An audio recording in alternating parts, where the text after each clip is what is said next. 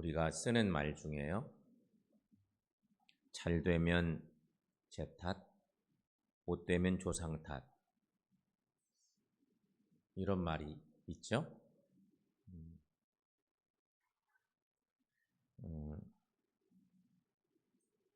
이 말은 정말 철저히 자기중심적인 어떤 그런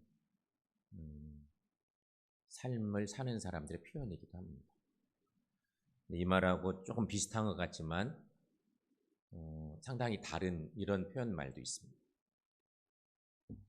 네 덕분이야.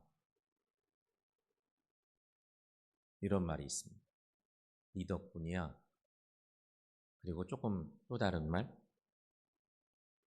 너 때문이야.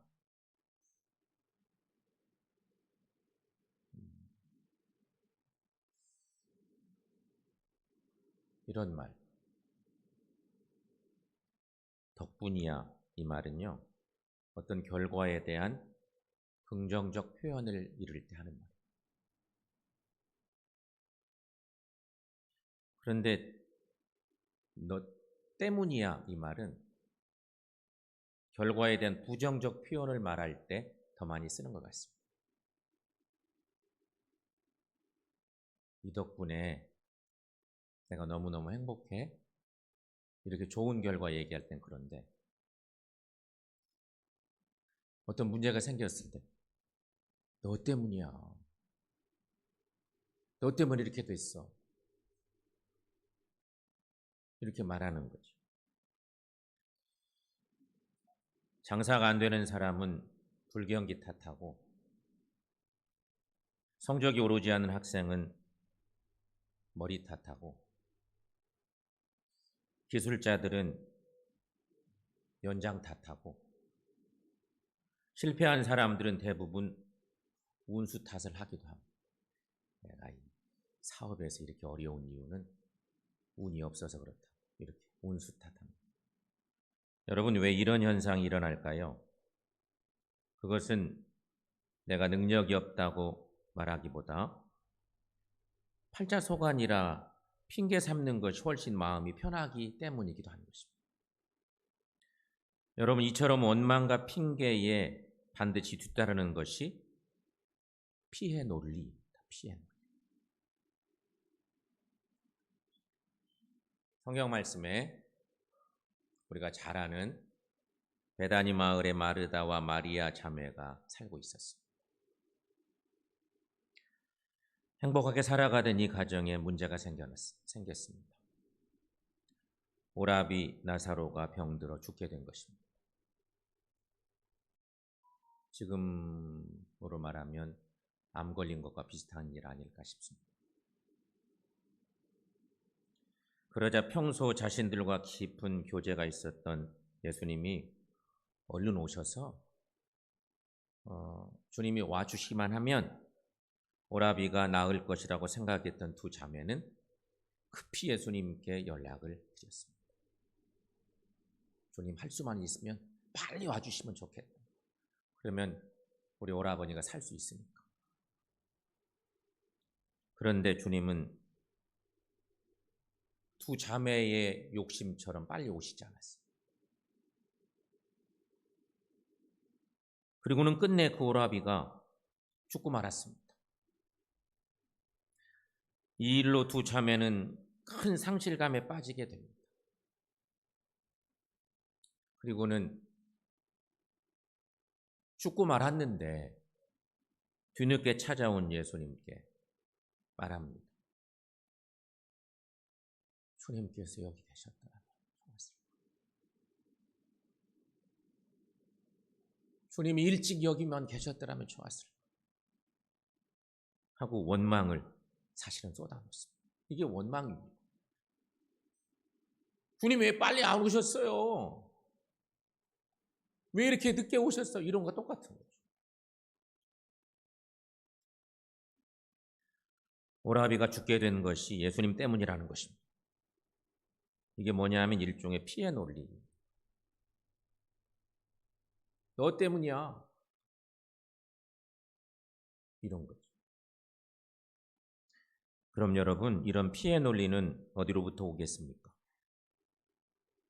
그것은 무언가를 잘못 알고 있는 데서 옵니다. 또 생각이 잘못되었고 보는 것이 잘못될 때 옵니다. 그래서 더 이상 바랄 게 없다고 절망할 때 이 피해 논리는 더욱더 강하게 다가오는 것입니다. 그렇습니다.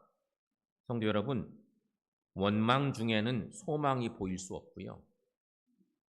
핑계와 탓하는 중에는 소망을 바라볼 수 없는 것이 우리 인간의 모습입니다.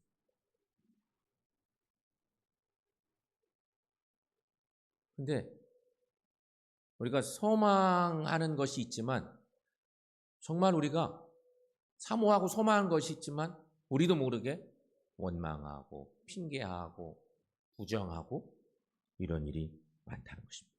성도 여러분, 인간은 아는 만큼 혹은 가진 것만큼 사는 것도 아닙니다. 인간은 바라는 만큼 삽니다. 그가 가진 소망만큼 살 수 있고 그가 가진 소망만큼 행복한 법입니다. 과거를 잊지 않고 기억하고 있다고 인간이 사라지는 것이 아닙니다. 현재 내가 가진 것으로 세상을 마음대로 살아갈 수 있는 것 같지만 안 되는 일이 더 많습니다. 그러므로 우리는 지금의 고통보다 더 큰 행복이 주어진 미래가 있고 그 소망이 나를 살게 함을 기억하시기를 바랍니다. 누가복음 16장에 보면 부자와 거지 나사로 이야기가 거기 나와요. 여기 똑같은 나사로라는 이름이 또 등장합니다. 다른 사람인데 이름은 같네요. 나사로의 입장에서 생각해 보면 얼마든지 원망할 수 있는 조건들이 너무 많이 있는 사람입니다. 우리가 이 성경 이야기를 잘 아는데 나사로는 병이 들었습니다. 병도 아주 심각한 병이었습니다. 더구나 이 사람은 가난한 거지.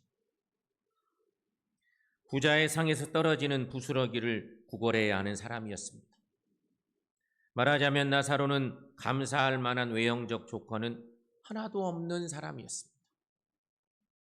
감사하기는커녕 조상을 탓하고 부자를 원망하고 가난을 저주할 수 있는 모든 환경을 갖고 있는 사람이었습니다.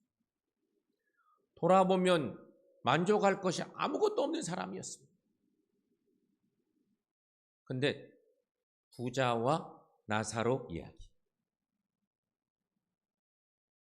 놀랍게도 그럼에도 나사로는 자신의 불행한 과거를 회상했다는 말은 하나도 없습니다. 그 말씀 읽어봐요. 나사로의 관심은 과거도 현재도 아닌 오직 미래에 있습니다.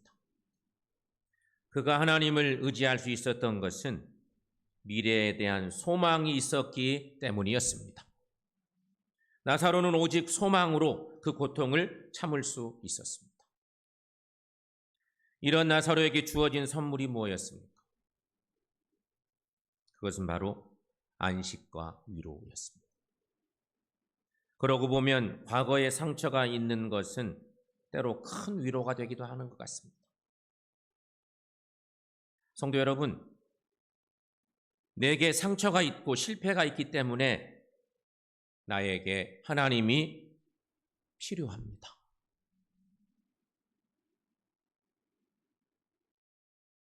내가 실패하고 상처가 깊은데 그런 만큼 나에게 하나님이 꼭 필요함을 믿으시기를 축원합니다. 예수님께서 말씀하셨습니다. 마가복음 2장 17절 말씀에 저 유명한 본문의 말씀이 있습니다. 함께 읽어보겠습니다. 건강한 자에게는 의사가 쓸데없고 병든 자에게라야 쓸데있느니라. 나는 의인을 부르러 온 것이 아니요 죄인을 부르러 왔노라. 아멘. 상처가 있다면 주님을 찾을 것이요 아픔이 있다면 주님의 위로를 받을 것입니다. 이게 바로 이것이 소망입니다. 성도 여러분, 우리의 삶은 과거로 끝나는 것이 아님을 분명히 믿고 소망 중에 주님을 바라보시기를 축원합니다. 패트 윌리엄스라고 하는 사람은 이런 말을 했습니다. 과거에 매여 회상 속에 사는 사람은 마치 백밀러를 쳐다보면 운전하는 것 같다.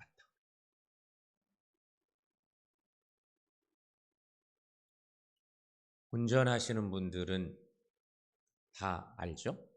운전하시는 분. 자동차를 운전하는데 백밀러가 꼭 필요합니다. 만약에 이게 떨어져 나갔다. 사고로. 운전하기 쉽지 않죠. 달려가는 데는 문제가 없는 것 같지만 불편하기 그지없는 거죠. 그런데 백밀러는 꼭 필요할 때 잠깐 보기 위해서 있는 것이지 계속해서 쳐다보는 것은 절대 아닙니다. 우리가 계속 바라봐야 되는 전방입니다. 백밀러는 순간순간 봐야 돼요. 그런데 운전하는 사람이 백밀러만 계속 보고 가면 거의 100% 도로에서 이탈해서 어디 또랑에 빠지고 말 것입니다. 큰 사고가 나고 말겠죠. 여러분, 우리에게 시간이 있고 미래가 있는 것이 얼마나 감사한 일이겠습니까? 그러므로 인생은 소망의 문제요, 미래의 문제란 말씀인 것입니다. 그런데 절망과 소망, 실망과 용기 이러한 것들을 깊이 생각해 보면 오직 믿음과의 관계가 있다는 것을 알게 되는 것입니다. 우리는 착각하기를 환경 때문에 절망하기도 하고 여건 때문에 소망을 얻는다고 생각합니다만 이것은 잘못된 생각이라는 것입니다. 사랑하는 여러분, 믿음이 있으면 어떤 여건에서도 용기의 사람이 될 수 있고 소망의 사람이 될 수 있습니다. 그러나 믿음이 없으면 아무리 좋은 여건과 현실 앞에서도 절망하고 시르에 빠지고 낙심할 수밖에 없습니다. 여기서 여러분, 우리가 늘 얘기하고 듣는 이 믿음에 대해서 조금 더 생각해 보실까요? 믿음이 없는데, 사실은 내가 믿음이 없는데 믿음이 있다고 믿는 것은 정말 안타까운 거죠. 그러나 더 안타까운 일은 믿음이 있는 것을 몰라서 없다고 생각하고 믿지 못하는 마음.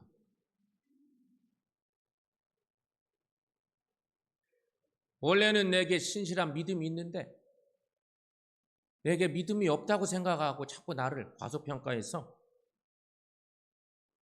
믿지 못하는 마음.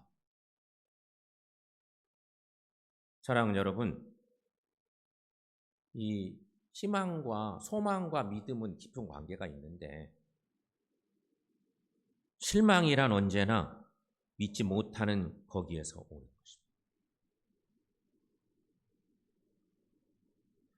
사실을 사실대로 받아들일 수 없어서 스스로 절망하고 낙심한다면 이보다 더한 불행이 어디에 있겠습니까? 사랑하는 성도 여러분, 그러므로 우리의 소망은 어디에 있습니까? 신앙생활하는 우리의 소망은 어디에 있겠습니까? 우리의 소망은 절대적인 믿음에 있습니다. 그럼 이 믿음은 어디로부터 오는 걸까요? 오늘 말씀은 시인의 노래를 통해서 우리에게 알려주고 있습니다. 성경은 여러 각도로 어떤 신앙의 주제들을 조명해주고 그러기도 하잖아요. 오늘 말씀에서 시인은 이렇게 노래하고 있습니다. 특별히 오늘 본문 5절 말씀의 후반부 말씀인데, 자, 여러분 5절 말씀을 한번 읽어보겠습니다. 여호와 자기 하나님에게 자기의 소망을 두는 자는 복이 있도다. 이렇게 말씀하고 있습니다. 하나님에게 소망을 두는 자 복이 있다. 바로 이 말씀입니다. 요약하자. 여호와 자기 하나님에게 소망을 두는 모든 사람들은 복이 있다. 말씀합니다. 그런데 이 말씀은 오늘 본문으로는 가장 마지막 구절이고 이제 앞에 또 설명들이 붙네요. 2절 말씀은 이렇게 말씀합니다. 나의 생전의 여호와를 찬양하며 나의 평생의 내 하나님을 찬송하리로다. 또 3절 말씀에는 귀인들을 의지하지 말며 도울 힘이 없는 인생도 의지하지 말지.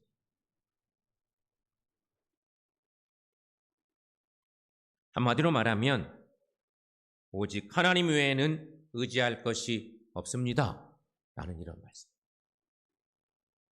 성도 여러분, 이것이 우리가 본받아야 될 중요한 믿음입니다. 소망은 이렇게 살아있는 믿음에서 옵니다.